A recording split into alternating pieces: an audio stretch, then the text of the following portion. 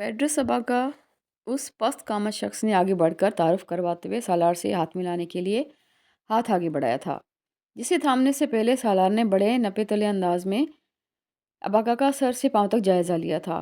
वो अभी तक यही समझ रहा था कि वो भी उन मफलूकुल हाल लोगों ही की तरह होगा जो गैर मुल्कियों की गाड़ियां सामने आने पर इमदाद के लिए उनके सामने आ जाते थे। माली इमदाद ना सही, लेकिन खुश्क खुराक के डब्बे, दूध, जूसेस भी उनके लिए कयाशी होती। सालार भी इबाका से ऐसी किसी डिमांड का इंतज़ार कर रहा था, लेकिन जवाबन इबाका की ज़बान से अपना नाम सुनकर वो हैरान हो गया था। उसने इबाका से अपना तारुफ नहीं करवाया था, फिर भी वो उसे नाम से कैसे जानता था? वह इबाका से ये सवाल किए बगैर नहीं रह सका। उसने जवाबन उसे बताया कि वो उसके बारे में बहुत कुछ जानता है। लोमोका में होने वाले विजिट के बारे में भी उसे बैंक के ऑफिस में काम करने वाले किसी मकामी आदमी ने बताया था, जिसने इबाका की सर तोड़ कोशिश के बावजूद सालार से मुलाकात के लिए अपॉइंटमेंट के वसूल में उसकी मदद करने से इनकार कर दिया था। और ये दिनों या चंद हफ्तों की बात नहीं थी।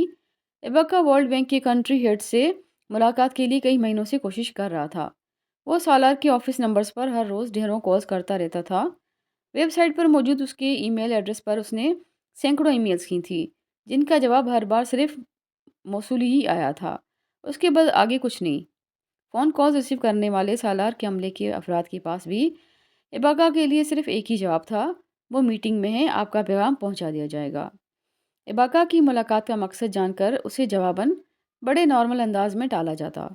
उसकी गुफ्तगू सुनते हुए सालार उसकी ज़बान और बयान से मुतासिर हुए बगैर नहीं रह सका। उसे अब शुबा नहीं रहा था कि बेल्जियम की कॉलोनी की होने की वजह से जिस मुल्क की कौमी ज़बान फ्रेंच हो, वहाँ इस अमेरिकन लबो लहजे में अंग्रेज़ी में इतनी रवानी से बात करने वाला जंगलात का बासी होने के बावजूद बैरून मुल्क का तालीम याफ्ता होगा। ये नाकाबिले यकीन बात थी, लेकिन उसके बाद जो कुछ सालार सिकंदर ने सुना था, उसने उसके 14 तबक रोशन कर दिए थे। पेड्रस अबाका हार्वर्ड बिजनेस स्कूल का ग्रेजुएट था और रवाल स्ट्रीट में जेपी मॉर्गन ग्रुप के साथ 5 साल काम करने के बाद कॉन्गो आया था। अपने वॉलेट से निकाले हुए कुछ विजिटिंग कार्ड्स उसने सालार सिकंदर की तरफ बढ़ा दिए थे। उसने बेहद बेयकीनी से उन्हें पकड़ा। वो फ़कीर, पस्त कामत, बेमाया शख्स था। कॉन्गो के जंगलात में तीरों, नेज़ों और पत्थरों से शिकार करके पेट की भूख मिटाने वाला एक जंगली। वो हार्वर्ड के कैंडी बिजनेस स्कूल कहाँ पहुंच गया था, और फिर जेपी मॉर्गन ग्रुप के साथ मुंसलिक रहना, तो फिर वो यहाँ क्या कर रहा था? ये वो सवाल था जिसका जवाब पेट्रो सबाका ने सालार सिकंदर को उसके ऑफिस में दूसरे दिन अपनी दूसरी मुलाकात में कागजात के एक अंबार के साथ दिया था, जो वो उस वक्त मुलाकात में सालार सिकंदर को देने आया था। पेट्रो सबाका 10 साल की उम्र में लोमोका में एक बच्चे के तौर पर एक मिशनरी से मुतारिफ हुआ था, जो उसे अपने साथ कॉन्गो के जंगलात में वहाँ के लोगों से राब्ता और कम्युनिकेशन के लिए साथ लेकर फिरता रहा। फिर उसे उस हद तक इस बच्चे के साथ लगाव हो गया कि बीमारी की वजह से कॉन्गो छोड़ने पर वो इबाका को भी अपने साथ अमेरिका ले गया था, जहाँ उसने उसे पेट्रस का नाम दिया, एक नया मजहब भी। लेकिन सबसे बढ़कर ये कि उसने इबाका को तालीम दिलवाई, तालीम के लिए खैरात से फंडिंग दिलवाई। इबाका बेहद ज़हीन था और रेवरेंड जॉनसन ने उसकी जहानत को जांच लिया था। वो इबाका को उसके बाद हर साल कॉन्गो लाता रहा, जहाँ इबाका का ख़ानदान आज भी उसी तरह जी रहा था। 10 साल इबाका ने अगले 25 साल अमेरिका में गुजारे थे, मगर उसके बाद वो अमेरिका छोड़ आया था। वो अपने लोगों के पास रहना चाहता था, क्योंकि उन्हें उसकी ज़रूरत थी, और उन्हें उसकी ज़रूरत इसलिए थी क्योंकि वर्ल्ड बैंक की माली ताउन से होने वाले बहुत से मंसूबों में से एक मंसूबा जंगल के इस हिस्से में शुरू हो गया था, जहाँ इबाका का कबीला आबाद था। उस ख़ानदान और ख़ानदान से भी बढ़कर वो 10,000 लोग जो अब जंगल के इस हिस्से में बेदखल किए जा रहे थे, जिससे वो सदियों से रह रहे थे। जंगल कटने जा रहा था, वो सारी ज़मीन साफ़ होती, फिर उसके बाद वहाँ उन मादनियात की तलाश शुरू होती, जो इस मंसूबे का दूसरा हिस्सा था। और इबाका का मसला उसका अपना ख़ानदान नहीं था। इबाका का मसला वो पूरा जंगलात का हिस्सा था, जो अब जगह-जगह ज़ोन्स बनाकर काटा जा रहा था, और कहीं नेशनल पार्क बनाकर उन लोगों को वहाँ से बेदखल किया जा रहा था। हम 5 लाख लोग हैं, मगर ये जंगल तो कॉन्गो के 3.5 करोड़ लोगों को रोज़गार दे रहा है। वर्ल्ड बैंक टम्बर इंडस्ट्री की मावनत दे रहा है, क्योंकि उससे हमारी गुर्बत ख़त्म होगी। जब चंद दहाइयों में जंगल ही गायब होकर यूरोप और अमेरिका की फैक्ट्रीज और शोरूम्स में महंगे दामों बिकने वाली लकड़ी की अशिया में तब्दील हो जाएंगे, तो कॉन्गो के लोग क्या करेंगे? तुम लोग हमसे वो भी छीनना चाहते हो जो खुदा ने हमें दिया है। اگر کبھی ہم ویسٹ میں ان میں سے سب کچھ چھین کر پہنچ گئے تو تمہیں کیسا لگے گا؟ ایواکا نے اپنا کیس بہت تہذیب سے پیش کیا تھا، مگر بات کے اختتام تک اس کی بے چینی اور اس کے لب و لہجے سے جھلکنے لگی تھی۔ سالار سکندر کے پاس اس کے سوالوں کے رٹائے جواب تھے۔ اس پروجیکٹ کی طرح کونگو میں ہونے والے اور بہت سے پروجیکٹس کی تفصیلات اس کی انگلیوں پر تھی۔ وہ وہاں ورلڈ بینک کا کنٹری ہیڈ تھا اور یہ ممکن نہیں تھا کہ ان پروجیکٹس کی اہمیت اور فیزیبلٹی رپورٹس کے بارے میں اسے پتہ نہ ہوتا۔ مگر ایسا پہلی بار ہوا تھا کہ پیٹرس ایباکا کے انکشافات اور سوالات نے اسے پریشان کیا تھا۔ بہت کچھ ایسا بھی تھا جو اس کی ناک کے نیچے ہو رہا تھا اور اسے پتہ نہیں تھا، لیکن وہ سب کا حصہ دار تھا کیونکہ وہ سب کچھ اس کے دستخطوں کے ساتھ منظور ہو رہا تھا۔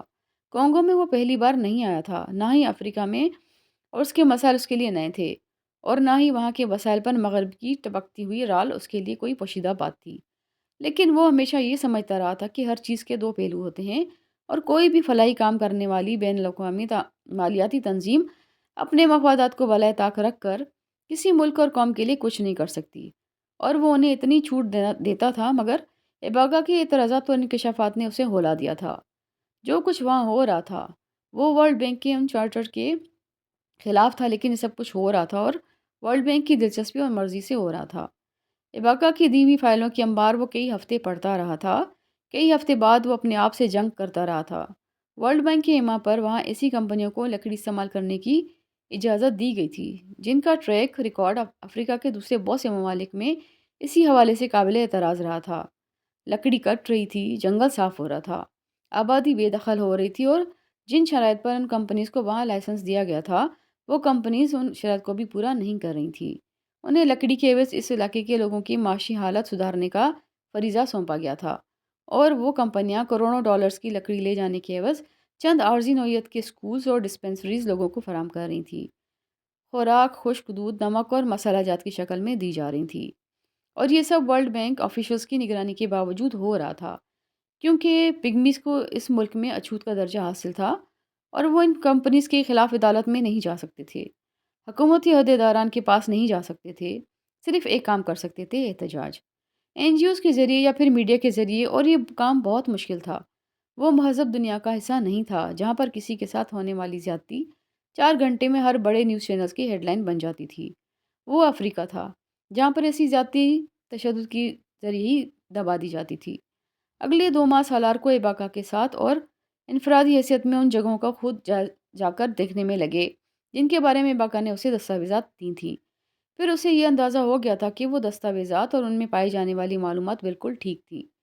ضمیر کا فیصلہ بہت آسان تھا: جو کچھ ہو رہا تھا اور وہ غلط تھا، اور وہ اس کا حصہ نہیں بننا چاہتا تھا۔ لیکن مشکل یہ تھی کہ وہ اب کیا کرے؟ ایک استعفیٰ دے کر اس ساری صورتحال کو اسی طرح چھوڑ کر نکل جاتا، اور اسے یقین تھا ایسی صورت میں جو کچھ وہاں چل رہا تھا وہ چلتا ہی رہتا، یا پھر وہ وہاں ہونے والی بے ضابطگیوں پر آواز بلند کرتا۔ بے ضابطگی ایک بہت چھوٹا لفظ تھا۔ جو کچھ ورلڈ بینک وہاں کر رہا تھا وہ اخلاقیات اور انسانیات کی دھجیاں اڑانے کے برابر تھا۔ افریقہ میں اباکا سے ملنے کے بعد زندگی میں پہلی بار سالار سکندر نے نبی کریم صلی اللہ علیہ وآلہ وسلم کے آخری خطبے کے ان الفاظ کو سمجھا تھا کہ کسی کالے کو گورے پر اور کسی گورے کو کالے پر کوئی سبقت نہیں ہے۔ وہ ہمیشہ ان الفاظ کو صرف ذات اور برادری اور اونچ نیچ کے حوالے سے دیکھتا رہا تھا۔ وہ پہلی دفعہ اس سیاہ فام آبادی کا حال اور استحصال دیکھ رہا تھا جو دنیا کے ایک بڑے خطے پر بستی تھی، معدنیات اور قدرتی وسائل سے مالا مال خطہ، اور پھر اس گوری آبادی کی ذہنی پسماندگی اور ہوس دیکھ رہا تھا جس کا وہ بھی حصہ تھا، اور اسے خوف محسوس ہوا تھا کیونکہ نبی کریم صلی اللہ علیہ وآلہ وسلم کے الفاظ آنے والے زمانے کے حوالے سے اسی خطے اور اسی سیاہ فام آبادی کے حوالے سے کوئی پیشگوئی تھی یا کوئی تنبیہ جسے صرف سفید فام لوگ ہی نہیں، مسلمان بھی نظر انداز کیے ہوئے تھے۔ صدیوں پہلے غلامی کا جو توق سیاہ فام کے گلے میں سے ہٹا لیا گیا تھا، 21ویں صدی کے مہذب زمانے میں افریقہ میں استعماریات نے وہ توق ایک بار پھر سے ڈال دیا تھا، اور انہیں سیاہ فام پس قامت لوگوں میں سے ایک پیٹرس ایباکا تھا جو امریکہ جیسے ترقی یافتہ ملک میں اپنی زندگی کے 25 سال گزارنے کے بعد بھی وہاں سے اس سیاہ دور میں لوٹ آیا تھا، صرف اپنے لوگوں کی بقا کے لیے۔ بقا کے لفظ کا مفہوم سالار سکندر نے پیٹرس ایباکا سے سیکھا تھا، اور اس بقائے باہمی کے لیے کیا کیا قربان کیا جا سکتا تھا وہ بھی وہ ایباکا سے ہی سیکھ رہا تھا۔ زندگی میں اسے تقوی کا مطلب بھی اسی شخص نے سمجھایا تھا جو مسلمان نہیں تھا، وہ تقوی جس کا ذکر آخری خطبے میں تھا اور جس کو فضیلت حاصل تھی رنگ، نسل، ذات پات، ہر اس دنیاوی شے پر جسے برتر سمجھا جاتا تھا۔ پیٹرس ایباکا کو اللہ کا خوف تھا، لادین سے کیتھولک اور کیتھولک سے پھر لادین ہونے کے باوجود اللہ سے ڈرتا تھا، اسے مانتا تھا، اس کی عبادت بھی کرتا تھا اور اس سے مانگتا بھی تھا، لیکن وہ یہ کام کسی گرجے، مندر یا مسجد میں نہیں کرتا تھا۔ کانگو میں اپنے لوگوں کے ساتھ انسانیت سے گرا ہوا سلوک ہونے کے باوجود وہ انسانیت کا درد رکھتا تھا، ایماندار تھا اور اخلاقی برائیوں سے بچا ہوا تھا۔ مگر پیٹرس ایباکا کی سب سے بڑی خوبی یہ تھی کہ وہ ترغیبات کو خدا خفی کی وجہ سے چھوڑتا تھا۔ وہ نفس پرست نہیں تھا، وہ طمع زدہ بھی نہیں تھا، اور سالار سکندر بہت بار اسے سمجھ نہیں پاتا تھا۔ ایباکا بلا شبہ غیر معمولی انسان تھا، اور وہ اگر سالار سکندر کو متاثر کر رہا تھا تو وہ کسی بھی انسان کو کر سکتا تھا۔ وہ دنیا کے دو ذہین ترین انسانوں کا آمنا سامنا تھا۔ یہ کیسے ممکن تھا کہ ایک متاثر ہوتا اور دوسرا نہیں؟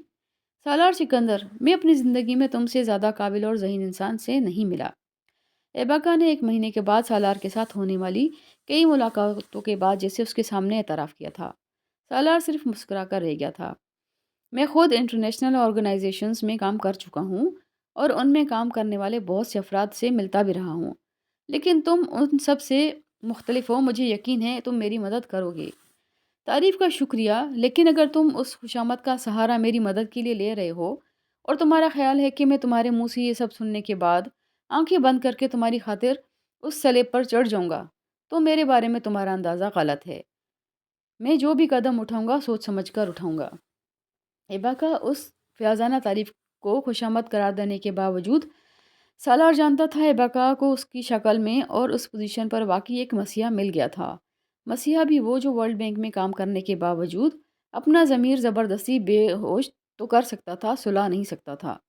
تمہارا سینس آف ہیومر بہت اچھا ہے، ایباکا نے جواباً مسکراتے ہوئے کہا۔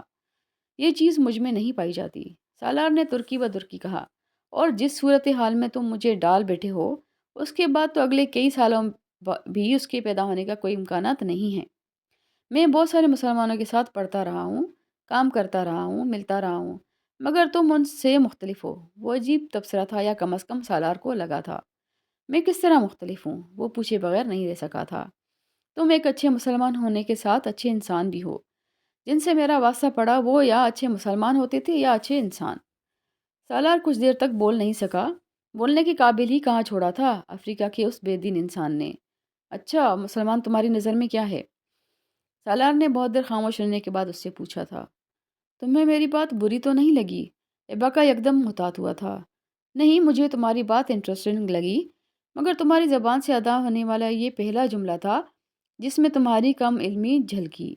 اس بار ایباکا الجھا۔ وہ مذہب ڈسکس کرنے کے لیے نہیں ملے تھے، لیکن مذہب ڈسکس ہو رہا تھا۔ وہ مذہب پر بحث نہیں کرنا چاہتے تھے اور مذہب پر بحث ہو رہی تھی۔ اچھا مسلمان جو بہت پریکٹسنگ ہے، ساری عبادت کرتا ہے، پوک نہیں کھاتا، شراب نہیں پیتا، نائٹ کلب میں نہیں جاتا۔ میرے نزدیک وہ ایک اچھا مسلمان ہے، جیسے ایک اچھا عیسائی یا ایک اچھا یہودی۔ ایباکا کو اندازہ نہیں تھا وہ اپنی کم علمی میں بھی جو باتیں کہہ رہا تھا وہ سالار سکندر کو شرمسار کرنے کے لیے کافی تھی۔ رنج اپنے لیے نہیں ہو رہا تھا، اپنے مذہب کے پیروکاروں کی تعارف پر ہو رہا تھا۔ یعنی کوئی فرق ہی نہیں رہا تھا، صرف عبادات اور باعمل ہونے پر۔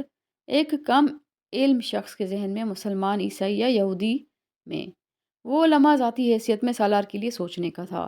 ایباکا اسے اچھا انسان بھی مان رہا تھا اور ایک اچھا مسلمان بھی، مگر کیا واقعی وہ اس معیار پر پورا اترتا تھا کہ ایک باعمل یہودی یا عیسائی سے اپنی شناخت الگ رکھ پاتا؟ کونگو کے اس جنگل میں ایباکا کے ساتھ بیٹھے سالار نے کبھی مذہب کو اس زاویے سے نہیں دیکھا تھا جس زاویے سے پیٹرس ایباکا دیکھ رہا تھا۔ یہ بدقسمتی کی بات ہے یا صرف اتفاق کی کہ مجھے اپنی زندگی میں کبھی اچھے مسلمانوں، اچھے عیسائیوں یا اچھے یہودیوں سے اچھے تجربات نہیں ہوئے۔ وہ مجھے کبھی متاثر نہیں کر سکے، اور جنہوں نے متاثر کیا اور جنہوں میں آج تک اچھے انسانوں کی فہرست میں رکھتا ہوں وہ کبھی مذہبی نہیں تھے، باعمل نہیں تھے۔ ریورنڈ جانسن کے بارے میں تمہارا کیا خیال ہے؟ سالار نے بے سختہ کہا۔ ویل، ایباکا کہہ کر مسکرایا۔ ان کے مجھ پر بہت احسانات ہیں، مگر وہ کبھی میرے آئیڈیل نہیں بن سکے۔ کیوں؟ وہ سوال و جواب سالار کو عجیب لطف دے رہے تھے۔ ان احسانوں کی ایک قیمت تھی، وہ مجھے کرسچن بنانا چاہتے تھے۔ جب میں نے وہ مذہب اختیار کر لیا تو پھر انہوں نے وہ سارے احسانات ایک کرسچن بچے پر کیے۔ ایک انسان کے طور پر صرف انسان سمجھ کر تو انہوں نے میرے لیے کچھ نہیں کیا۔ مذہب کسی کے دل اور دماغ میں زبردستی نہیں ڈالا جا سکتا۔ میں یونیورسٹی جانے تک چرچ جاتا رہا، پھر نہیں گیا۔ ایباکا مدھم آواز میں کہہ رہا تھا۔ شاید اسے ریورنڈ جانسن کو مایوس کرنے پر افسوس بھی تھا اور پچھتاوا بھی۔ میں نے تھوڑا بہت سب مذہب کا مطالعہ کیا ہے۔ سب اچھے ہیں، لیکن پتہ نہیں جو انسان ان مذاہب کا پیروکار ہو جاتا ہے وہ اپنی اچھائیوں کیوں کھو بیٹھتا ہے۔ تمہیں لگ رہا ہوگا میں فلاسفر ہوں۔ ایباکا کو بات کرتے کرتے احساس ہوا تھا۔ سالار بہت دیر سے خاموش تھا۔ اسے لگا وہ شاید اس کی گفتگو میں دلچسپی نہیں لے رہا تھا۔ نہیں، اتنا فلاسفر تو میں بھی ہوں، سالار نے مسکرا کر کہا۔ تم امریکہ سے یہاں واپس کیسے آ گئے؟ سالار نے اسے وہ سوال کیا جو اسے اکثر الجھایا کرتا تھا۔ ایک عجیب چیز جو میں نے ریورنڈ جانسن سے سیکھی تھی، وہ اپنے لوگوں کے لیے ایثار تھا، اپنی ذات سے آگے کسی دوسرے کے لیے سوچنا۔ امریکہ بہت اچھا تھا، وہاں میرے لیے مستقبل تھا، لیکن صرف میرا مستقبل تھا، میری قوم کے لیے کچھ نہیں تھا۔ میں کانگو کا پست قامت حقیر سیاہ فام تھا، اور میں امریکہ میں بھی کانگو پگمی ہی رہا تھا، لیکن میں کانگو میں کچھ اور بننے کا خواب لے کر آیا تھا۔ ایباکا کہہ رہا تھا۔ اور وہ کیا؟ سالار کو پھر تجسس ہوا تھا۔ کانگو کا صدر بننے کا۔ سالار کے چہرے پر مسکراہٹ آئی۔ تم ہنسے نہیں، ایباکا نے جواباً کہا۔ تم نے ایسی کوئی بات نہیں کی کہ میں ہنس پڑوں۔ ہارورڈ کینیڈی اسکول سے پڑھنے کے بعد تمہیں اتنے ہی بڑے خواب دیکھنے چاہیے۔ ایباکا اس کی بات پر مسکرا دیا۔ وہ مہینے سالار کے لیے بہت پریشان کے تھے، کیا کرنا چاہیے اور کیا کر سکتا تھا کے درمیان بہت فاصلہ تھا۔ وہ ایباکا کی مدد نہ بھی کرتا تب بھی وہ جتنی جان فشانی سے اپنے حقوق کی جنگ لڑ رہا تھا، سالار کو یقین تھا جلد یا بد دیر ورلڈ بینک کے چہرے پر کالک ملنے والا ایک بہت بڑا اسکینڈل آنے والا تھا۔ حفاظتی اقدامات کا وقت اب گزر چکا تھا۔ پیٹرس ایباکا صرف کنگلا یا سواحلی بولنے والا ایک پست قامت سیاہ فام نہیں تھا جسے کانگو کے جنگلات تک محدود کیا جا سکتا تھا۔ وہ امریکہ میں اپنی زندگی کا ایک بڑا حصہ گزارنے والا شخص تھا جس کے کانٹیکٹس تھے۔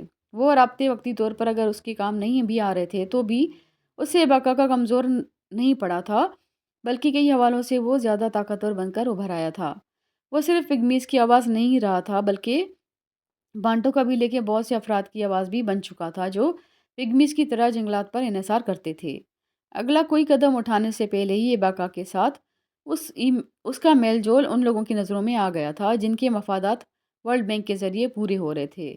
سالار پر نظر رکھی جانے لگی تھی، اور اس سے پہلے کہ اس کے خلاف کوئی کارروائی ہوتی، انگلینڈ کے ایک اخبار نے پیٹرس ایباکا کی فراہم کی گئی معلومات کی تحقیق کرنے کے بعد کانگو کے پگمیز اور ورلڈ بینک کے کانگو کے بحرانی جنگلات میں ہونے والے پروجیکٹس کے بارے میں ایک کور سٹوری کی تھی، جس میں ورلڈ بینک کے کردار کے حوالے سے بہت سارے اعتراضات اٹھائے گئے تھے۔ واشنگٹن میں ورلڈ بینک کے ہیڈ کوارٹر میں جیسے ہلچل مچ گئی تھی۔ ورلڈ میڈیا میں اس معاملے کی رپورٹنگ اور کوریج کو دبانے کی کوشش کی گئی تھی، مگر اس سے پہلے ہی یورپ اور ایشیا کے بہت سارے ممالک کے ممتاز اخبارات اس آرٹیکل کو ری پرنٹ کر چکے تھے، اور ورلڈ بینک کے اندر مچی وہ ہلچل اس وقت اپنے عروج پر پہنچ گئی تھی جب سالار سکندر کی طرف سے ہیڈ آفس کو کانگو میں چلنے والے ان پروجیکٹس کے حوالے سے ایک تفصیلی ای میل کی گئی، جس میں اس نے مختلف ماحولیاتی اداروں سے ملنے والا ڈیٹا بھی منسلک کیا تھا جو ان جنگلات کی سرہ کٹائی کو بڑے ماحولیاتی عدم توازن کا پیش خیمہ قرار دے چکے تھے۔ ایک انسانی المیہ کے علاوہ اس کا وہ خط بینک کے اعلیٰ عہدیداران کے لیے شدید پریشانی کا باعث بنا تھا، اور یہی وہ وقت تھا جب سالار سکندر کو نامعلوم ذرائع کی طرف سے دھمکیوں کا آغاز ہوا تھا۔ وہ پروجیکٹس جو انہیں چلانے والی کمپنیوں کو اربوں ڈالرز کی آمدنی دے رہے تھے، بینک کے اپنے کنٹری ہیڈ کی مخالفت کے باعث بنتے تو وہ کمپنیز اور ان کے پیچھے کھڑی بین الاقوامی طاقتیں خاموش تماشائی نہیں بنی رہ سکتی تھیں۔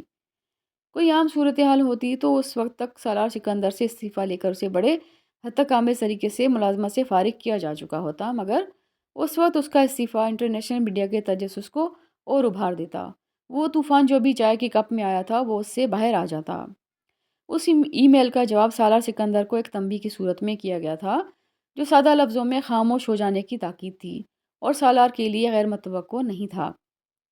بینک نے نہ صرف اس ای میل میں ہونے والے اس کے تجزیے کو ناپسند کیا تھا، بلکہ پیٹرس ایباکا کی فراہم کی جانے والی بنیاد پر گارجین میں شائع ہونے والی کور سٹوری کا ملبہ بھی اس کے ساتھ ڈالتے ہوئے اسے بقا اور اس کی سٹوری میں استعمال ہونے والی معلومات کا ذریعہ قرار دیا گیا تھا۔ یہ الزام سالار سکندر کے پروفیشنل کام پر ایک دھبے کے مترادف تھا۔ پیٹر سے باقا سے ہمدردی رکھنے، متاثر ہونے اور میل جول کے باوجود سالار نے اس سے بینک کی کسی انفارمیشن یا دستاویز کی بات کبھی نہیں کی تھی۔ ایباکا نے ساری معلومات یا دستاویزات کہاں سے لی تھی، وہ ایباکا کے علاوہ اور کوئی نہیں جانتا تھا۔ اس تنبیہ کے جواب میں سالار نے بینک کو اپنے استعفے پیشکش کی تھی۔ اسے اب یہ محسوس ہو رہا تھا کہ اسے مانیٹر کیا گیا تھا۔ اس کی فون کالز ٹیپ ہو رہی تھی اور اس کی ای میلز ہیک ہو رہی تھی۔ دنوں میں اس کی آفس کا ماحول تبدیل ہو گیا تھا۔ اس نے بینک کی ناراضی اور ہدایات کے باوجود ایباکا سے نہ تو اپنا میل جول ختم کیا تھا، نہ ہی رابطہ ختم کیا تھا۔ استعفیٰ کی پیشکش کے ساتھ اس نے بینک کو کانگو میں چلنے والے جنگلات پر پروجیکٹ کے خلاف اپنی تفصیلی رپورٹ بھی بھیج دی تھی، جو سالار سکندر کی اپنی تحقیقات اور معلومات کی بنیاد پر تھی، اور توقع کے مطابق اسے واشنگٹن طلب کر لیا گیا تھا۔ امامہ اس ساری صورتحال کے بارے میں کچھ علم نہیں تھا۔ وہ امید سے تھی اور سالار اسے اس ٹینشن کا حصہ دار بنانا نہیں چاہتا تھا جس سے خود گزر رہا تھا۔ سب کچھ ٹھیک ہے سالار؟ وہ اس رات سالار کی پیکنگ کر رہی تھی جب پیکنگ کرتے ہوئے اس نے اچانک سالار سے پوچھا تھا۔ وہ اپنا بریف کیس تیار کر رہا تھا۔ ہاں یار، تم کیوں پوچھ رہی ہو؟ سالار نے اسے جواباً پوچھا۔ تم واشنگٹن کیوں جا رہے ہو؟ وہ اپنے خدشوں کو کسی مناسب سوال کی شکل میں نہیں ڈھال سکی تھی۔ میٹنگ ہے اور میں تو اکثر آتا جاتا رہتا ہوں کہیں نہ کہیں۔ اس بار تمہیں اس طرح کے سوال کیوں پوچھنے پڑ رہے ہیں؟ اپنا بریف کیس بند کرتے ہوئے اس نے امامہ سے کہا تھا۔ پہلے کبھی تم اتنے پریشان نہیں لگے۔ وہ اس کی بات پر چند لمحے بول نہیں سکا۔ کوشش کے باوجود اس کا چہرہ اس کی ذہنی کیفیت کو امامہ سے پوشیدہ نہیں رکھ سکا تھا۔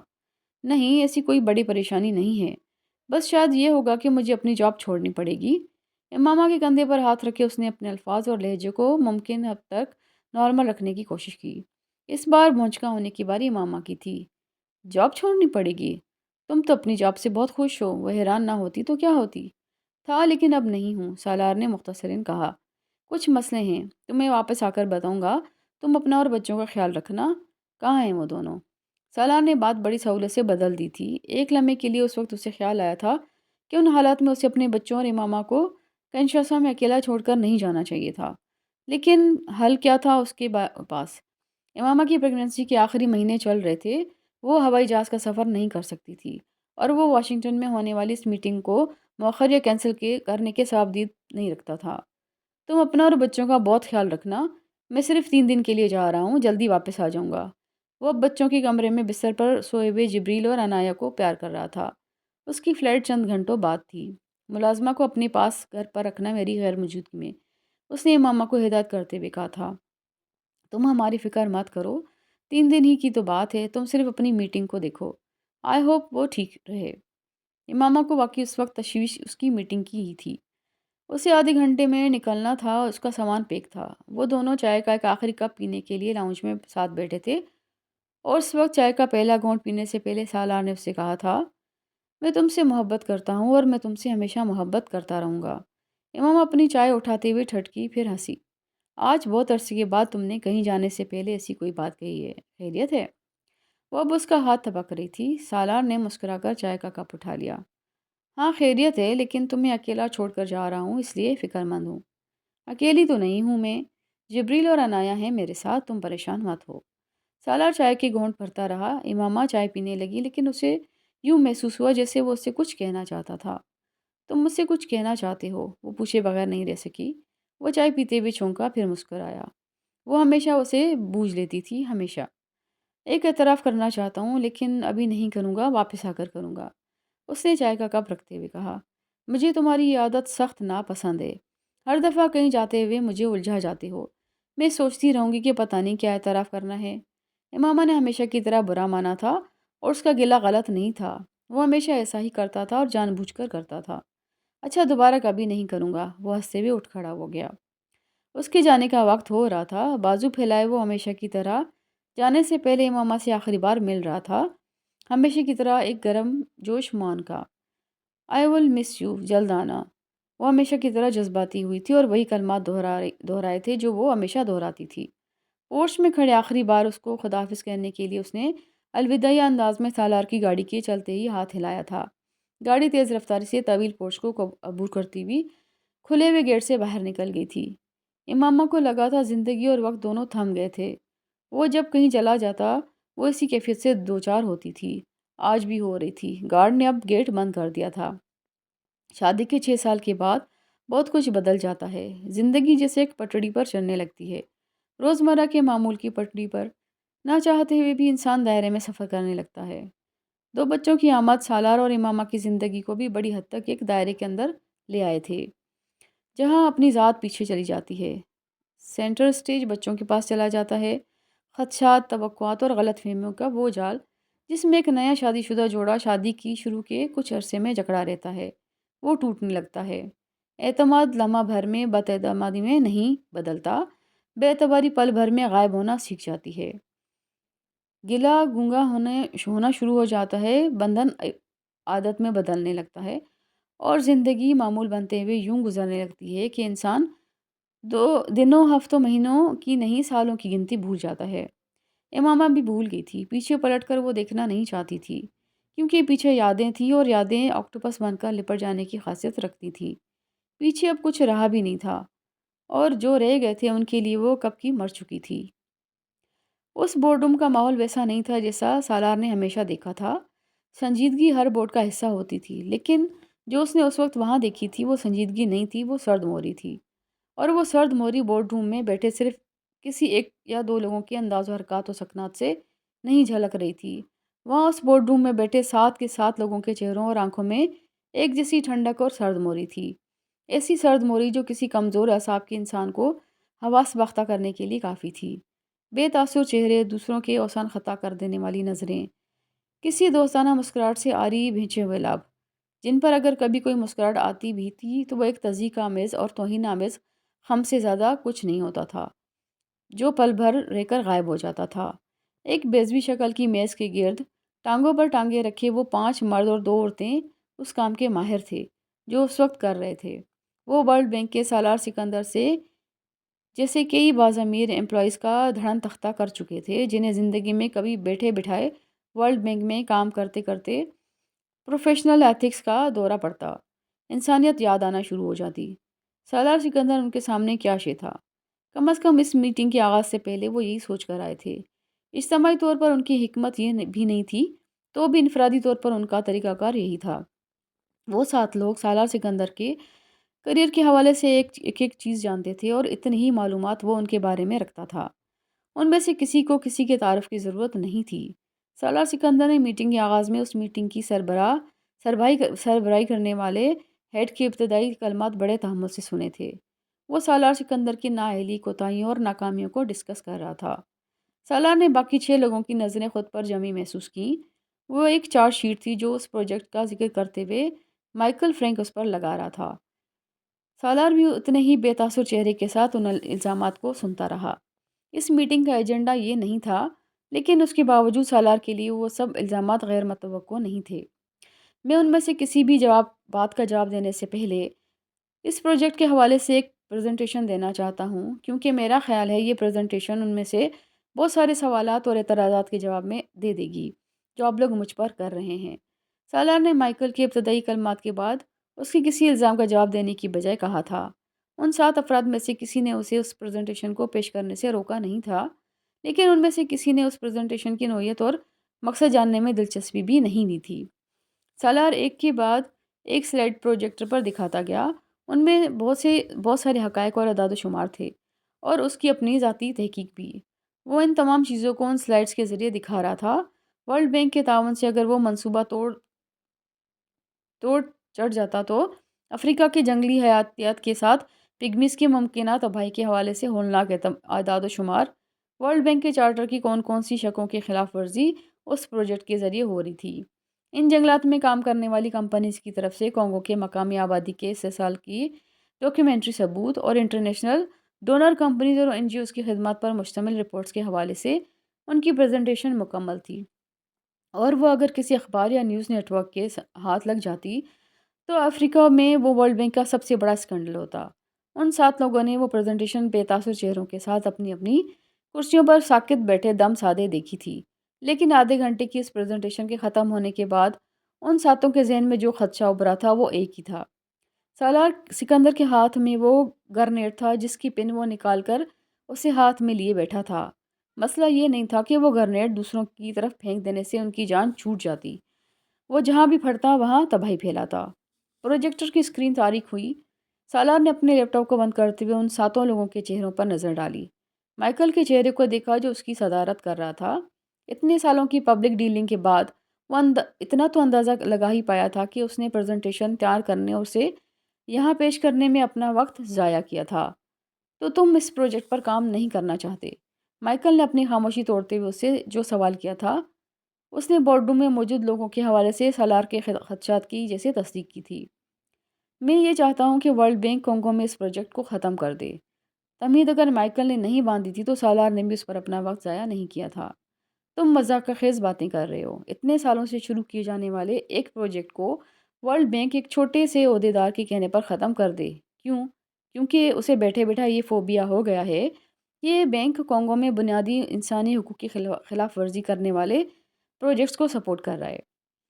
وہ جولیا پیٹروورٹ تھی جس نے بہت تہذیب آمیز انداز میں سلگا دینے والی مسکراہٹ کے ساتھ سالار سے کہا تھا۔ وہ اس کمرے میں مائیکل کے بعد سب سے سینئر تھی۔ اگر میں فوبیا کا شکار ہوں یا یہ میری دماغی خلل ہے تو یہ بیماری اس وقت ان جنگلات میں بسنے والے لاکھوں لوگوں کو لاحق ہو چکی ہے۔ سالار سکندر نے ترکی بترکی جواب دیا تھا۔ تم کیا ہو؟ کس حیثیت میں کانگو میں بیٹھے ہو؟ ورلڈ بینک کے ایک امپلائی کے طور پر یا ایک ہیومن رائٹس ایکٹیوسٹ کے طور پر؟ کانگو کے لوگ یا پگمیز تمہارا سر درد نہیں ہیں۔ تمہاری ترجیح صرف ایک ہونی چاہیے کہ تم مقررہ وقت پر اس پروجیکٹ کو مکمل کرو اور تمام اہداف کے حصول کے ساتھ۔ اس بار بات کو ترسی سے کاٹنے والا الیگزینڈر رافیل تھا جو ورلڈ بینک کے صدر کے قریب ترین معاونین میں سے ایک تھا۔ تم نے اپنا کانٹریکٹ پڑھا ہے؟ وہ شرائط و ضوابط پڑھی ہیں جو اس کانٹریکٹ میں ہیں اور جن سے تم نے اتفاق کرتے ہوئے سائن کیے ہیں؟ تم اپنے کانٹریکٹ کی خلاف ورزی کر رہے ہو اور بینک تمہیں جاب سے نکالنے کا پورا اختیار رکھتا ہے اس کے بدلے میں۔ اس کے لہجے کی رکھائی اس کا شناختی نشان تھی۔ وہ اسی رکھائی اور بے مہری کے لیے جانا جاتا تھا۔ سالار وہاں موجود تمام لوگوں کو ان کی قابلیت کے علاوہ ان کی خصوصیات کے حوالے سے بھی جانتا تھا۔ میں نے اپنا کانٹریکٹ پڑھا ہے اور صرف ایک بار نہیں کئی بار پڑھا ہے۔ میں نے ورلڈ بینک کا چارٹر بھی پڑھا ہے اور نہ میرے کانٹریکٹ میں نہ ورلڈ بینک کے چارٹر میں کہیں یہ تحریر ہے کہ مجھے کوئی ایسا کام کرنا پڑے گا جو بنیادی انسانی حقوق اور کسی ملک کے قوانین و ضوابط کی دھجیاں اڑا کر ہو سکے۔ اگر ایسی کوئی شک میرے کانٹریکٹ میں شامل تھی اور میں اسے نظر انداز کر بیٹھا ہوں تو آپ مجھے ریفرنس دیں۔ میں اپنے کانٹریکٹ میں اسے پڑھ لیتا ہوں۔ ای میل کی صورت میں میرا کانٹریکٹ میرے پاس موجود ہے۔ اس نے لیپ ٹاپ پر ایک بار پھر آن کیا تھا۔ الیگزینڈر رافیل چند لمحے کے لیے بول نہیں سکا۔ اس کے ماتھے پر بل تھے اور مسلسل تناؤ میں رہنے کی وجہ سے وہ مستقل جھریوں میں تبدیل ہو چکے تھے۔ وہ صرف اس وقت چہرے سے خوشگوار لگتا تھا جب اس کے چہرے پر بھولے بھٹکے ہوئے مسکراہٹ آتی، ورنہ کارخردگی اس کے مزاج کے ساتھ ساتھ اس کے چہرے کا بھی ایک نمایاں حصہ تھی۔ اپنی کرنجی آنکھوں کو موڑتے ہوئے اس نے سالار سے کہا، تم اپنے آپ کو ان لوگوں سے زیادہ قابل سمجھتے ہو جنہوں نے یہ پروجیکٹ کئی سال کی تحقیق کے بعد شروع کیا تھا؟ تم سمجھتے ہو جنہوں نے فیزیبلٹی بنائی تھی وہ ایڈیٹس ہے؟ وہ تہذیب آمیز انداز میں اس سے پوچھ رہا تھا۔ نہیں، وہ ایڈیٹس نہیں تھے اور نہ ہی ایڈیٹ ہیں۔ وہ فیئر نہیں تھے اور میں ہوں۔ بات صرف اس ذہانت کی ہے جو اس پروجیکٹ کی فیزیبلٹی رپورٹ تیار کرتے ہوئے نظر انداز کی گئی ہے۔ ورنہ یہ ممکن ہی نہیں کہ اس پروجیکٹ کی فیزیبلٹی رپورٹ تیار کرنے والے اتنے عقل کے اندھے اور نااہل ہوں کہ انہیں وہ سب نظر نہ آیا ہو جو مجھے نظر آ رہا ہے اور میرے علاوہ اور لاکھوں مقامی لوگوں کو نظر آ رہا ہے۔ ورلڈ بینک کو اس پروجیکٹ کے حوالے سے دوبارہ انویسٹیگیشن کرنی چاہیے، ایک انکوائری کمیٹی بنا کر۔ مجھے یقین ہے کہ اس کمیٹی نے دیانتداری سے کام نہیں کیا تو انہیں بھی یہ سب نظر آ جائے گا جو مجھے نظر آ رہا ہے۔ سالار سکندر نے رافیل کے حد تک آمیز جملوں کو نظر انداز کرتے ہوئے کہا تھا، میرے خیال میں بہتر ہے کہ اس ڈیڈ لاک کو ختم کرنے کے لیے ایک کام کیا جائے جو واشنگٹن اور گومبے میں تمہارے آفس میں اس پروجیکٹ کے حوالے سے پیدا ہو گیا ہے۔ اس بار بولنے والا بل جاؤز تھا۔ وہ واشنگٹن میں ورلڈ بینک کی میڈیا کوآرڈینیشن کو مانیٹر کرتا تھا اور اس پروجیکٹ کے حوالے سے انٹرنیشنل میڈیا میں آنے والی خبروں کو دبانے میں اس کی قابلیت اور اثر و رسوخ کا بڑا عمل دخل تھا۔ تم ریزائن کر دو، جیسے تم نے پریزنٹیشن اور بینک کے ساتھ ہونے والی آفیشیل خط و کتابت میں آفر کیا تھا کہ اس پروجیکٹ کو تم اس طرح نہیں چلا سکتے۔ وہ بڑے تحمل اور آسانیت سے سالار سکندر کو جسے صلاح دے رہے تھے۔ اگر یہ ورلڈ بینک کو زیادہ مناسب لگتا ہے تو مجھے بھی اس پر کوئی اعتراض نہیں ہے۔ مجھے بھی اس مسئلے کا صرف حل صرف میرا استعفیٰ نظر آ رہا ہے، لیکن میں اپنے استعفے کی وجوہات میں اس پریزنٹیشن میں دیے جانے والے سارے اعداد و شمار شامل کروں گا اور اپنے تحفظات کو بھی لکھوں گا، اور میں اس استعفے کو پبلک کروں گا۔ بورڈ روم میں چند لمحوں کے لیے خاموشی چھائی تھی۔ وہ بالآخر اس نقطے پر آ گئے تھے جس کے لیے سالار سکندر کانگو سے واشنگٹن طلب کیا گیا تھا، اور جو ورلڈ بینک کے گلے میں ہڈی بن کر پھنسا ہوا تھا۔ بورڈ روم میں بیٹھے ان 7 لوگوں کے پاس صرف وہ ٹاسک تھے جو سالار سکندر کو اس پروجیکٹ کو جاری رکھنے کے لیے تیار کیا جائے، اور اس سے کہا جائے کہ وہ رپورٹس واپس لے لے جو اس نے ورلڈ بینک کو اس حوالے سے ارسال کی تھی، یا پھر اس سے خاموشی سے استعفیٰ لیا جائے، اور وہ استعفیٰ ذاتی وجوہات کی بنا پر ہونا چاہیے تھا۔ اس کے علاوہ اور کوئی وجہ اس کی تحریری استعفے میں بیان نہیں ہونی چاہیے، اور اب مسئلہ اس سے بڑھ گیا تھا۔ وہ نہ صرف استعفے میں یہ سب کچھ لکھنا چاہتا تھا، بلکہ اس استعفے اور اس رپورٹ کو پبلک بھی کرنا چاہتا تھا۔ اگلے 3 گھنٹے تک وہ بورڈ روم میں بیٹھے ہوئے 7 افراد اس کے ساتھ بحث کر کے اسے قائل کرنے کی کوشش کرتے رہے تھے۔ انہوں نے اس پر ہر اربہ استعمال کیا تھا۔ جب دلیلوں سے کام نہیں بنا تھا تو انہوں نے بینک کے کانٹیکٹ میں استعفے کے حوالے سے کچھ شقوں کو اٹھا کر اسے دھمکی دی تھی کہ وہ جاب کے دوران اپنے علم میں لائے گئے تمام پروفیشنل معاملات کو صیغہ راز میں رکھنے کا پابند ہے، اور اس استعفے کو پبلک کرنے اور اس رپورٹ کو میڈیا پر لانے پر اس کے خلاف قانونی کارروائی کی جا سکتی تھی، اور اسے نہ صرف مالی طور پر لمبا چوڑا ہرجانہ بھرنا پڑتا، بلکہ وہ آئندہ بینک اور یا اس سے منسلک کسی بھی چھوٹے بڑے ادارے کی جاب کے لیے نااہل قرار دے دیا جاتا۔ سالار سکندر کو پتہ تھا یہ دھمکی نہیں تھی، بہت بڑی دھمکی تھی۔ وہ بلا واسطہ طور پر اسے بتا رہے تھے کہ وہ اس کے پروفیشنل کیریئر کو کم از کم صرف ورلڈ بینک میں ہی نہیں بلکہ ان تمام انٹرنیشنل آرگنائزیشن میں ختم کر دیتے جو امریکہ کی سرپرستی میں چلتی تھی، اور اسے پتہ تھا وہ یہ کر سکتے تھے۔ وہ بین الاقوامی طور پر جس طرح سطح پر کام کر رہا تھا، وہاں اس کے حوالے سے ایک چھوٹی سی قانونی چارہ جوئی بھی ایک اکنامسٹ، فائنینشیل تجزیہ کار کے طور پر اس کی ساکھ تباہ کر کے رکھ دیتی۔ کوئی نامور ادارہ اس کے خلاف اس طرح کے الزامات پر ہونے والے قانونی چارہ جوئی کے بعد اسے کبھی نہ رکھتا کہ اس نے اپنے کانٹیکٹ میں موجود جو رازداری کی شک کے خلاف ورزی کی تھی، یہ اس کی ساکھ پر لگنے والا ایسا سیاہ دھبا ہوتا جسے وہ کبھی بھی مٹا نہیں سکتا تھا۔ ان 7 لوگوں نے اسے یہ دھمکی بھی دی تھی کہ ورلڈ بینک کے اس کے ماتحت کانگو میں چلنے والے پروجیکٹس کو نئے سرے سے آڈٹ کروائے گا، اور مالی اور دوسری بے ضابطگیوں کے بہت سے ثبوت نکال کر اسے بہت بے عزت کر کے اس عہدے سے فارغ کیا جا سکتا تھا جس پر وہ کام کر رہا تھا۔ پھر اگر وہ اس پروجیکٹ کے حوالے سے اپنی رپورٹ لے کر میڈیا کے پاس جاتا بھی، تب بھی اس کے الزامات اور رپورٹ اپنی حیثیت کھو دیتے، کیونکہ بینک کے پاس جوابی طور پر اس کے خلاف کہنے کے لیے بہت کچھ ہوتا، اور میڈیا اس کی اس رپورٹ کو ذاتی اناد اور بوس کے علاوہ اور کچھ نہیں سمجھتا۔ وہ نچلے درجے کی بلیک میلنگ تھی جس پر وہ اتر آئے تھے۔ سالار جانتا تھا وہ یہ کر بھی سکتے تھے۔ اس کی فائنینشیل اور پروفیشنل دیانتداری پر ورلڈ بینک میں کبھی انگلی نہیں اٹھائی گئی تھی۔ اس کا پروفیشنل ریکارڈ اس حوالے سے قابل رشک تھا، لیکن وہ جانتا تھا اگر ورلڈ بینک کانگو میں اس کے آفس کے ذریعے چلنے والے پروجیکٹس میں کوئی سقم یا غبن تلاش کرنے پر مصر تھا تو وہ یہ ڈھونڈ ہی لیتے۔ وہ یا دنیا کا کوئی بندہ ورلڈ بینک کی آڈٹ ٹیم کی چھری سے نہیں بچ سکا تھا اگر انہیں اس مقصد کے ساتھ بھیجا گیا ہو کہ انہیں کسی جگہ پر ہر صورت میں کوئی مالی بے ضابطگی تلاش کرنا ہی تھی۔ عام حالات میں سالار کے اس طرح کے کسی معاملے پر اپنے آپ کو اتنی مشکل صورتحال میں کبھی نہیں ڈالتا، خاص طور پر اب جب اس کی ایک فیملی تھی، ایک بیوی تھی، کم سن بچے تھے جو اس پر انحصار کرتے تھے، لیکن یہ عام حالات نہیں تھے۔ پیٹرس ایباکا نے اسے ساری صورتحال اور معاملات کے بارے میں پیش نہیں رہنے دیا تھا۔ یہ اس کی بدقسمتی تھی۔ وہ افریقہ اور پگمیز کے بارے میں جذباتی ہو کر سوچنے لگا تھا، اور اس کی یہی جذباتیت اس وقت اس کے آڑے آ رہی تھی۔ خاموش سے اس معاملے پر استعفیٰ دے کر اس سارے معاملے سے الگ ہو جانے کا مطلب صرف ایک ہی تھا، وہ بھی اس جرم کا شریک کار ہوتا جو 21ویں صدی کی اس دہائی میں کانگو میں پگمیز کے ساتھ کیا گیا تھا۔ وہ روکنے والوں پر احتجاج کرنے والوں میں شامل ہو کر تاریخ کا حصہ نہ بنتا، مگر اس کا مسئلہ تاریخ کا حصہ بننے کی خواہش نہیں تھی، صرف زمین کی چبھن سے بچنے کی خواہش تھی جو زندگی کی کسی سٹیج پر اسے احساس جرم کا شکار کرتی۔ دباؤ اور دھمکیاں جتنی بڑھتی گئی تھی، سالار سکندر کی ضد بھی اتنی ہی بڑھتی گئی تھی۔ اگر سکندر عثمان اس کے بارے میں یہ کہتے تھے کہ ڈٹائی میں اس کا کوئی مقابلہ نہیں، تو وہ ٹھیک کہتے تھے۔ اس کا ایک عملی مظاہرہ اس نے واشنگٹن ڈی سی میں ورلڈ بینک کے ہیڈ کوارٹرز میں 7 لوگوں کے اس گروپ کے سامنے بھی پیش کر دیا تھا جو سالار سکندر جیسے عہدیدارن کو چٹکی بجاتے میں موم کی ناک کی طرح موڑ لیتے تھے۔ تم کیا چاہتے تھے؟ 3 گھنٹے کے بعد بالآخر مائیکل نے اس کی ضد کے سامنے ہتھیار ڈالتے ہوئے جیسے اس سے پوچھا تھا۔ ایک غیر جانبدارانہ انکوائری ٹیم جو اس پروجیکٹ کا نئے سرے سے جائزہ لے اور اس کے بعد پگمیز اور ان بارانی جنگلات کے بہترین مفاد میں اس پروجیکٹ کو ختم کر دے یا کوئی ایسا حل نکالا جائے جو ان جنگلات میں رہنے والے لوگوں کے لیے قابل قبول ہو۔ اور میں مقامی لوگوں کی بات کر رہا ہوں، وہاں کی مقامی حکومت اور ان کے عہدیداران کی بات نہیں کر رہا۔ سالار سکندر نے جواباً وہی مطالبہ دہرا دیا تھا جو اس کی پریزنٹیشن کی بنیاد تھا۔